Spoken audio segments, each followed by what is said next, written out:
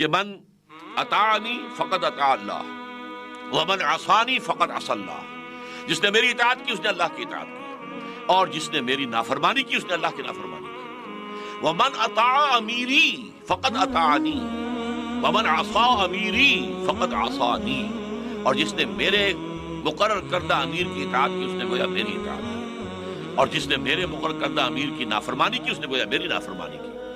یہ ہے وہ سمع و طاعت، لسن اینڈ اوبے، فاسمعوا واطیعوا، قرآن مجید میں بار بار آتا ہے، اذ قلتم سمعنا واطعنا۔ یہ اطاعت کیسی ہوتی ہے کہ محض سننے پر اطاعت جو ہے لازم ہو جائے۔ ایک اطاعت یہ ہوتی ہے کہ میں نے سنا، اچھا جی مجھے بتائیں آپ یہ کیوں آپ حکم دے رہے ہیں، اس کی مصلحت کیا ہے، کیا اس میں فائدہ ہوگا، میرے شکوک و شبہات ہیں ان کو دور کریں۔ نہیں، لسن اینڈ اوبے،